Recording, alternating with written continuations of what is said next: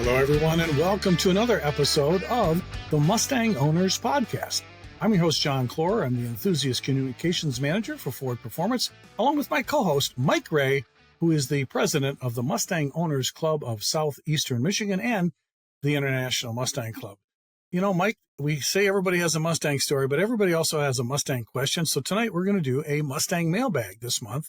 And as you know, we have no idea what people are thinking or saying, and we do get a lot of suggestions. We appreciate everybody that calls in, but Mike, it's up to us to try to give them the answers or send them off in the right direction. Yeah, I love the mailbags, and we never know what to expect. That's the problem, Mike. So again, folks, for those of you who do send in suggestions, we're getting a lot of people saying, "Hey, why don't you interview so and so and this person?" And we do have a lot of people on the list for interviews. But as you probably noticed on YouTube, the Mustang Owners Podcast isn't just about interviews. We like to hear owner stories. We like to go to events. We like to go back and take our cameras and go walk you through a show that you may have not been there, and we like to see some of the pictures. And Mike, so far, we've got a pretty good mix of things that we do in each month, and I think it's having that mix is a good thing. Yeah, well, I mean, I think we're expanding literally by the month. So, new and things we're trying to incorporate, and just keep staying tuned. Absolutely. Okay, so folks, let's get started on this month's edition of the Mustang Owners Podcast Mailbag. When you send something to clubhub@ford.com and you put in Mustang Owners Podcast in the subject line, I'll pull them out at the end of a few weeks and see what we got. Some of them we can answer privately, but most of them we want to put on the air. So when you send it to us, make sure we can air it, and we don't mind talking to you right on the podcast. Okay, yeah. Mike, this first one's from a guy named Greg A. He's from Colorado Springs, Colorado. He says, "Hey, John and Mike, I tried to get the build data on my 66 Mustang, but those Marty Report people said it's not available. I was wondering if I can email clubhub@ford.com and get the info directly from Ford." Yeah, no, that's, I believe it's the 65 and 66 is missing. Yeah. Is that right, from Marty? Yeah. Well, and okay, anyone who has this issue, it's not the Marty Report's problem. Right. They were gone. Here's the story. For those of you, I thought everybody knew this, Mike. I really did. Yeah. Yeah. The story is Ford did not keep all the sales data, all those invoices from 1965 and 66. They figured the Mustang was just going to be like every other car. And why would you keep the sales invoices? I mean, up until that point, they didn't. So the data from 65 and 66 was not kept. Now, Mike, wasn't there, and Kevin Marty, he got involved, and I know he started in 67 Mustang on up. We've got the data for, but wasn't there some kind of an archaeological dig? They contacted Ford, and they were willing to, was it Jim Smart, maybe Kevin Marty, and somebody else wanted to go to Ford and say, "Can we look in the microfiche? And we're sure you have it." And I think I heard that somebody actually did go do a search because it costs money. Yeah, I think it was back during the Dean Weber days when he was at Archives. And I remember one of the first conversations I ever had with Kevin Marty in person was a story about that. Yeah, they it's not that they didn't believe Ford, but they didn't believe Ford. They said, and when you think about it, Mike, for those of you who know a little bit about that initial couple years of Mustang, Ford didn't really think enough. They were just going to be another car. They didn't keep Mustang number one. Right. It was years after when the Mustang became a phenomenon and sold like 1 million cars in 18 months. Then somebody said, "Oh, geez, we got to document this thing. Hey, where's car number one?" Right. And of course, it wound up going to Canada to a airline pilot. Yeah, and then didn't they? And they had to chase it, Mr. Tucker, I believe. And that's why I think they didn't save the data. So no, you can't. Please don't send anything to Club Hub, but you can't get the information from Ford because Ford doesn't have it. I know guys like Jim Smart and Kevin Marty and people have searched and they've gone through the microfiche. I think you're right. It was when Dean Weber ran Ford Archives. They did a deep search. They moved the archives folks from there was an old office complex after there was a flood at World Headquarters in the basement, they moved it out of there and put it in one of those office parks. And the Dean had it over there forever, where the old Ford Racing Building was. It was off Rotunda. Remember, Mike? Yeah. Rotunda Drive. And then Ford decided to build a real honest-to-God archives with, fire suppression system that doesn't use water, temperature controlled, humidity controlled. And they used the old engineering, the original engineering building. Remodeled an entire section where now the new archives, the Ted Ryan guy, they've got it all in there, but there is no 65 or 66 data. Asking Ford for it is not going to get you anywhere. So what we recommend is you going online. There's early Mustang forums, Mike. And I know people, when Bob Frio was still around, they tried to throw your VIN number in there, and somebody was keeping like an Excel spreadsheet. Yeah, kind of like a registry kind of thing. Yeah. Yeah, but back history, building it backwards. Yeah. And trying to find the earliest cars. So they've pieced together, like when the VINs are in some build dates on cars. And I give them a lot of credit. I think it was the early Mustang registry, that group, but there just isn't any data. And the way to do this, Mike, and you've always said this, get in a club. And the early Mustang forum people, and if people have like a 64.5 or a 65, if somebody's really into the data, you talk to them and they'll tell you the secrets of how they were able to uncover things. But Ford will not be able to help you. Right. Sorry. Moose out front should have told you. Yeah. And you can still get the decode books as well. Yeah. I mean, and someone had asked, well, what if I join the Ford Special Vehicle Registry you talk about all the time? And the answer is they don't have the data either. Right. You can register your Ford, but you won't get the Navis data, the build data, the original color, the selling dealer, all that stuff that people love when they find the build sheet. Right. And Mike, have you taken your Fox body apart to see if there was a build sheet under the back seat? I have not, but I do have Marty reports for the Fox body. Yeah. So my number one thing is if it's anything other than a 65 or 66, get the Marty report. Yeah. And then save yourself the bother of calling somebody at Ford saying, well, what else can you tell me about my car? Yeah. The Marty report is it. Okay, Mike, sorry. Here's another one. This one comes from Bill P. in Bethlehem, PA. I know where that is. Mike and John, I hate to correct you. Here we go. I heard you guys say that Hal Sperlich is the father of the Mustang. I don't mean to embarrass you guys, but pretty much everyone knows by now it's Lee Iacocca. Thoughts? Question mark. Well, good. I feel a little better now. Are you embarrassed, Mike? Yeah, just so embarrassed. No, Okay. Hal Sperlich is the father. Lee was just the onlooker to, he's the big boss. He's taking the shine. He's one of the greatest Ford managers in the history of the company. Yeah. Bar none. And if you ever see a nun in a bar, let me know. No, bar none, that he was. But and he was the face of this. Correct. I was just going to say that. So the whole world, he was on Time magazine cover. Yeah. He was at the New York World's Fair. He was the president of Ford division. It was his job to go. But if you drill down to the history of Mustang, the idea of Mustang, when it came through, hey, there's some data that shows that, what was it, Mike? Another car for a household car would be needed. Women were entering the workforce, but they didn't want another station wagon. And I think it came when Iacocca's daughter, was it?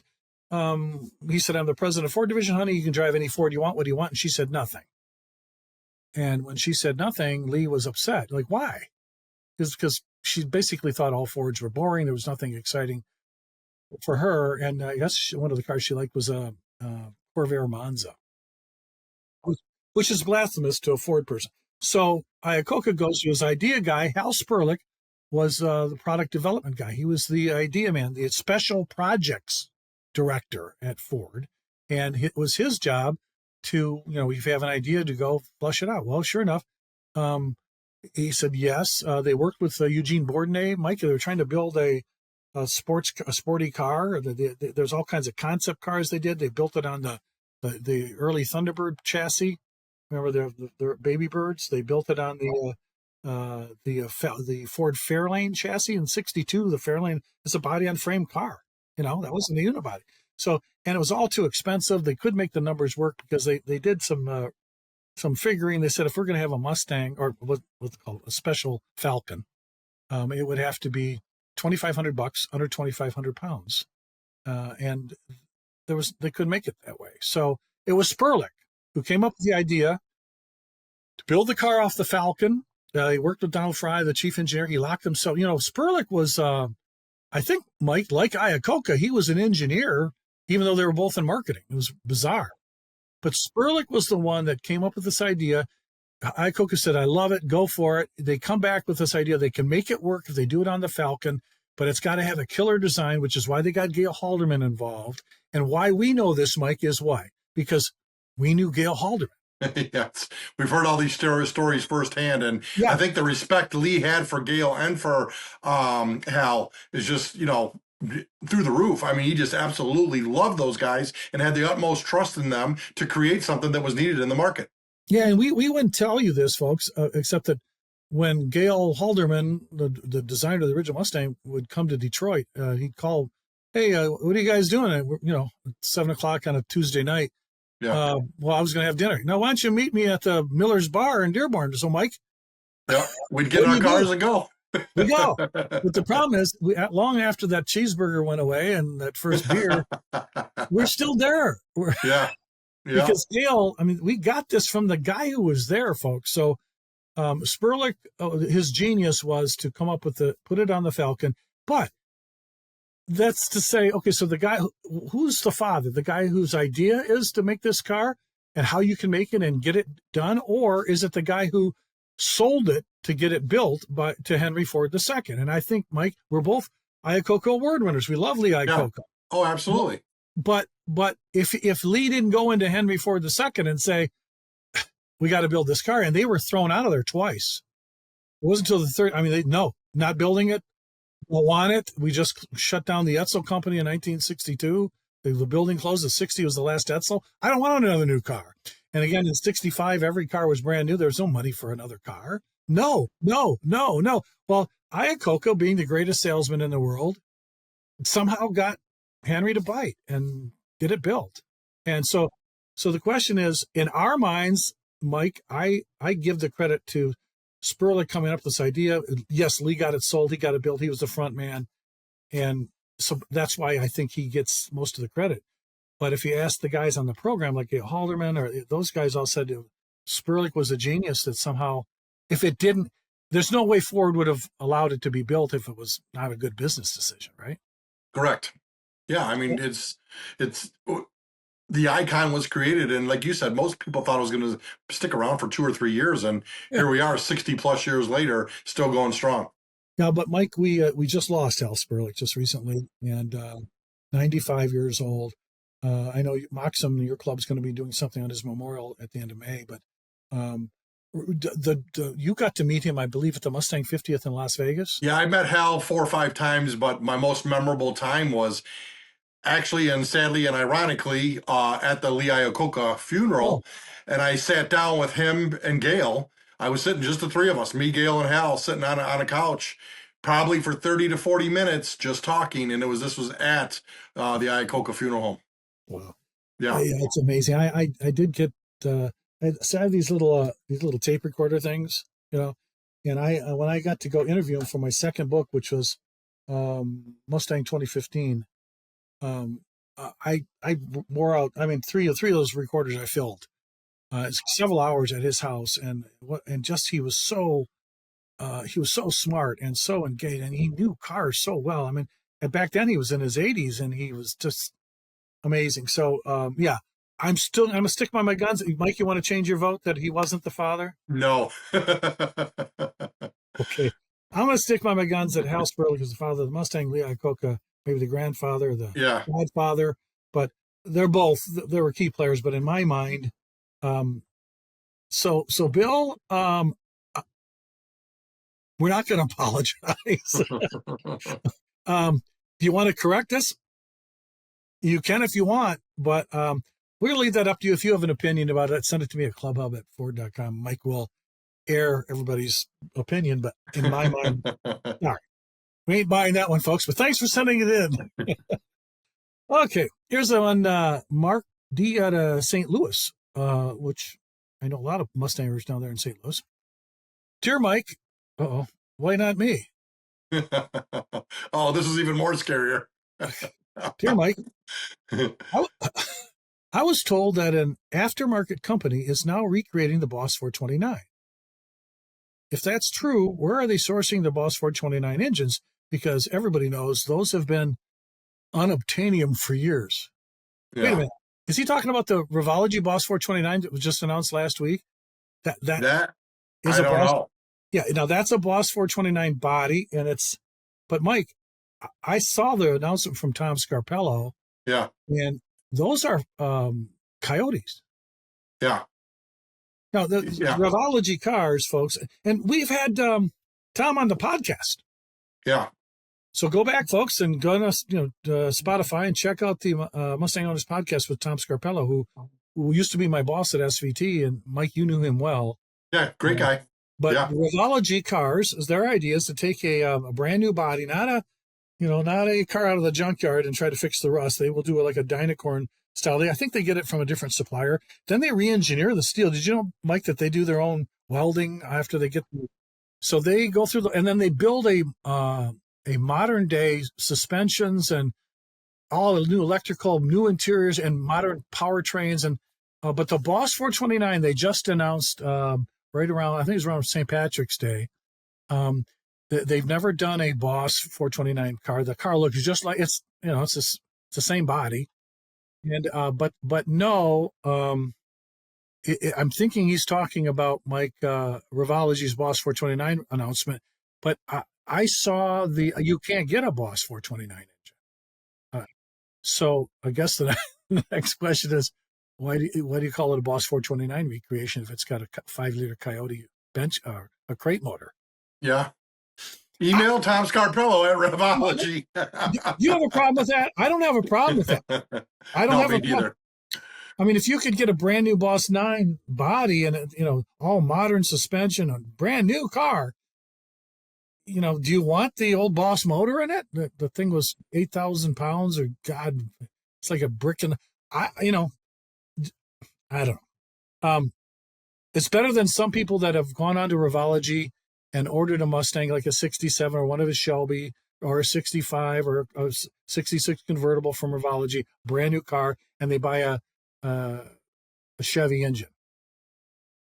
So yes, but Mark, thanks for sending that in. Yes, I believe, I don't have any problem with Revology calling that the Boss 429 recreation. They're trying to recreate that aura of the Boss. And yeah, Mike, your favorite style, yeah. It's one of your favorite cars, and I know my number one favorite Mustang. Yeah, and I know Mr. Roush has your favorite car in his museum. Yeah, number 429. Yeah, Boss, the number 429 of the Boss 429. So yeah, you could check Revology.com and check out what they have to say about the Boss 9. But no, those are not those engines because nobody has those. If you got one in your garage, send them a note to me at clubhub@ford.com. I'll help you sell it.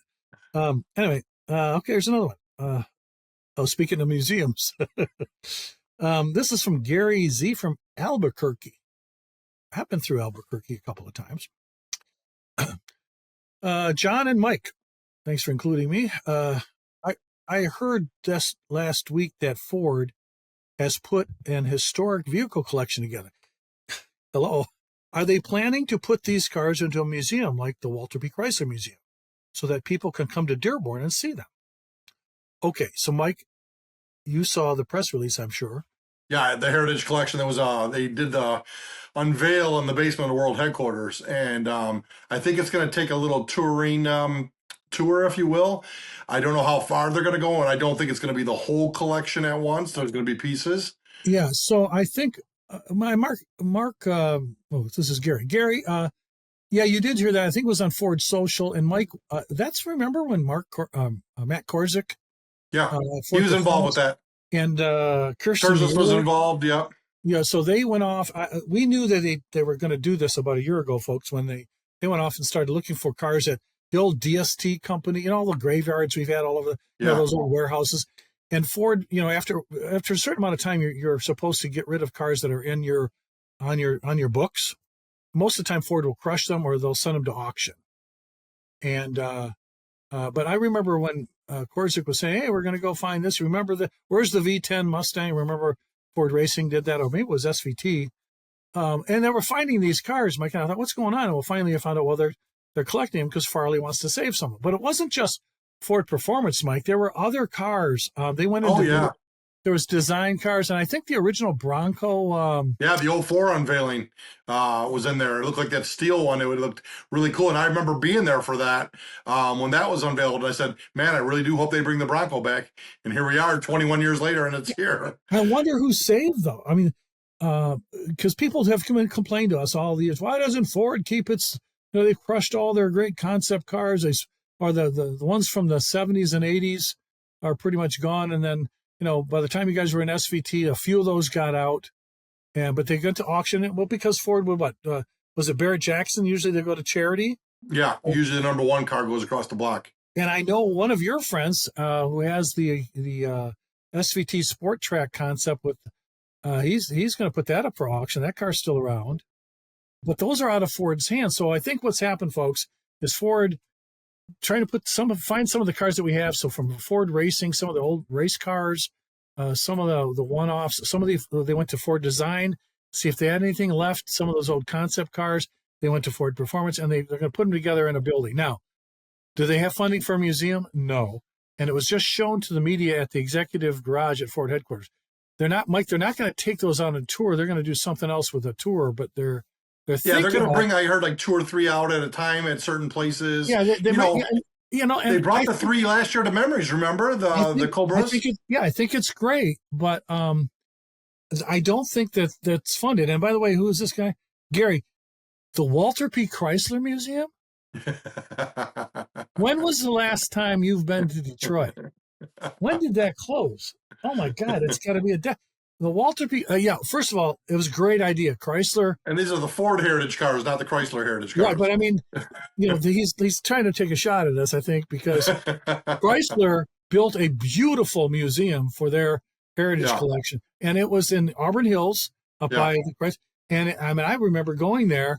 It was blown away by the Chrysler. But that's when it was owned by Mercedes 2 owners ago, And I remember writing something. I said, Mercedes, the Germans owned the museum, so that's why they didn't have any Chrysler-built tanks in there from World War II. And they go, John, you can't say that. Oh, okay. So, but no, that museum's been closed forever. I don't know. The building could be used for storage or something. To their credit, they saved their cars. And to GM, doesn't GM have a design collection? Design studio. They have a few of their cars as well. Okay, so this is just. So Gary, this is Ford's attempt to at least put them together, and they may put them in a building. Probably, Mike, it's going to be like one of those old office park buildings. At least put them in a building.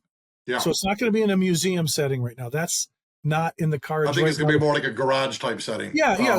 So the idea is, yes, you were right, Gary. That has been done, and Ford did do that. And I think what's going to happen is, as we go down the road. We'll get more and more, and we'll get some more information on it. But right now, Mike, I kind of looked into it. I was hoping Moxham could visit that place, and I talked to Ted Ryan, and the answer is it's not. They're not going to keep it down in the executive garage, and it's not open for tours right now. But which leads us to this last question. This is from a local. This guy, he's from Flat Rock. Okay. Dear Mike, okay, so I'm out of it again. Nice. We were considering going to Mustang Memories. I saw the video on YouTube. Well, thank you for watching that. I thought it was a great video on Mustang Memories as well. But someone told me years ago, not me, Mike, you, had arranged for a tour of the Flat Rock assembly plant to see our Mustangs being built. Why can't you do this again? Yeah, the Mike. regimes have changed. Times have changed. We used to do it each and every year, and gets harder and harder to do it. Every year, Flat Rock does do an open house for like family and friends to do it, but it's never really well in advance advertised. It's usually like, hey, next weekend we're going to be doing this. So it's not like, hey, in August we're doing this. So we try each and every year. If we ever are successful about setting it up again, everybody will be the first to know. It'll be blasted everywhere. But it's just a different regime right now. This was back in the day, 20, I think 2009, I think was the first year for the tour, and I think we did it every year through 2014. Yeah, the people would come in for the Woodward Dream Cruise, Mike, and get in touch with you, and they looked on the Moxham website and they go, "Hey, can we join?" Well, you booked that up like within what, hour, the first day? Oh yeah, absolutely, yeah. And Mr. John Savona, who at that time was a plant manager there, was the really driving force behind it all, making it happen. Yeah, and for those of you who don't know who John Savona is, again, go into Spotify, check out the Mustang Owners Podcast with John Savona. He was a real enthusiast and really wanted people through. I mean, Mike, part of it is, when we started doing EVs and doing Lincolns in there, and they had advanced product, and they didn't want people seeing stuff. And I don't know if people were not following the lines in there. Didn't you guys have a trolley? Because people were walking. Yeah. Well, back in the day, we used to walk, and we used to walk in groups of like 20, and we would have like 5 groups. So we would have like 100 people in there. Now, if they do get the tours, it's probably going to be like 24 or 36 people max. And you're on a trolley that holds like 12 people. Yeah. It's, I don't know what to say. Yeah. Let's put it this way. Hopefully, the enthusiast voice will be heard, and Ford will, I know you can go to the F-150 plant, and when you go to the Greenfield Village and go to the Henry Ford Museum and get a real official factory tour of the F-150 plant. But Mike, we've asked that many years ago, John. Like, why can't the Mustang plant be set up just like the F-150 tours are? I mean, that was probably 8 to 10 years ago when F-150 started that tour. We asked, why can't you do that at the Mustang plant? Well, I know they believe F-150 sells boatloads more than Mustang, but that doesn't mean people aren't interested in Mustang. Even though the sales are down, it's still I think the most iconic Ford car there is. Maybe T-Bird. I think more Mustang is it's 60 plus years and running. Yeah, it's so good question. Walter B. Chrysler Museum, no such thing. I don't know how accessible the GM design collection is to the outside world. I'm not sure, but I can tell you, at least now, there is an effort to start finding the cars we still have. I don't think, Mike, they're going to go after and buy Jeff Schembry's Sport Track off. They're not going to buy them out of auctions. No. It'll be a donating kind of thing. That it'll be into the archives. So if you want to see ones that are not in the Ford Heritage Collection, you go to a car show, and Mike, some people that have old Ford concept cars. Oh, absolutely. And they're in their personal collections, and every once in a while you can bring them. Joe Bortz out of Chicago, I think has 4 or 5 old Ford concept cars. And when the Joe Bortz collection was out in Chicago, you could go see. Where did he get these? Well, he went to Barrett Jackson, and bought them when they Ford auctioned them off. So. A good question, but I understand. Anyway, this last one, Mike, Susan B. Again, this is from South Lyon, Michigan, which is pretty close.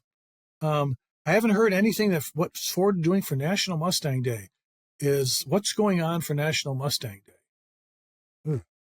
Well, that's coming up. It's everybody knows National Mustang Day is April 17th, but Mike, we don't have to celebrate it on that day because it's a Wednesday. Nope. Usually when it falls like that during the week, people celebrate the weekend before and the weekend after, the bookends of that day. So depending on what your crowd is doing, I know I think the Mustang Owners Museum down in Charlotte is doing the 12th, where they do the Hall of Fame inductions and everything. Our current club, our local club, Moxham, is doing theirs on the 19th, so the following weekend. And I think there's something happening at the Haldeman Museum also on the 12th, right? They're doing the 12th as well. They're going to have Emmeline King down there. Yeah. And they're going to do most of the clubs from Ohio, Kentucky, Indiana, they're all going to be down there. We're going to be drawing a big crowd for Dearborn for the Moxham. On the 19th. Yeah, Ford used to do something on the 17th that morning. Remember, you'd go there to the world headquarters and they'd have coffee and donuts, and you park your cars out there for a couple hours, and then, it would be like from 8 o'clock till 11 o'clock or something like that to celebrate the day. But I have not heard of any plans for 2025 yet. Have you? Well, they're talking about it, and it's before that date right now. And Bob, one of the guys that told me, he said there's a possibility that they could do something, like you said, maybe for 2 hours, have the employees come out, bring some cars, and to get but that's not anything like that used to be, or like what you're planning in Yeah, Dearborn. because Or people at or work, like and so they're not going to be there. You know what I mean? that's right. I So mean, you got yeah, to get people out there, especially the retired guys or, internal at Ford and things like that. But everybody else with their day jobs are not going to be able to attend that, which is and they would like so to. that's why, folks. That's why they don't do it. If National Mustang Day, if the 17th falls in the middle of the Thursday week, this year, yeah. that's why. That's why we don't do it. So you got a couple of venues. On the 12th, one at Tip City, Ohio, which is about 30 minutes north of Dayton off I-75. One down there in Charlotte and Michelle Hall. I don't think, Mike, people realize that the National Mustang Day wasn't Ford's idea. That was the idea of our old friend Steve Hall. Yeah, the founder of the Mustang Owners Museum. Correct. And he wanted to do something on that date as a fundraiser for the museum and to get people, so he was in Charlotte. You can do things in April. Yeah. I don't know about you, but I've been to National Mustang Day events in Detroit where I shouldn't be eligible. Yep. I remember one year, Bill, when we did something at headquarters, Bill Ford had somebody go get his GT500. They got it out of the trailer and went and put it in the lot just as it started to snow. Nice. And you weren't there because you didn't meet Bill Ford yet. No. Yeah. So folks, it was it's the enthusiast. You created National Mustang Day, and it got so big. I mean, now if you go onto the Mustang Owners Museum website, clubs from all over the country will send in their information on what they're doing on National Mustang Day. So if you're interested, you can go onto the Mustang Owners Museum website and go look at National Mustang Day, and all the clubs from around the country will give you a little brief what their day is, what they're going to do. Maybe it's a cruise.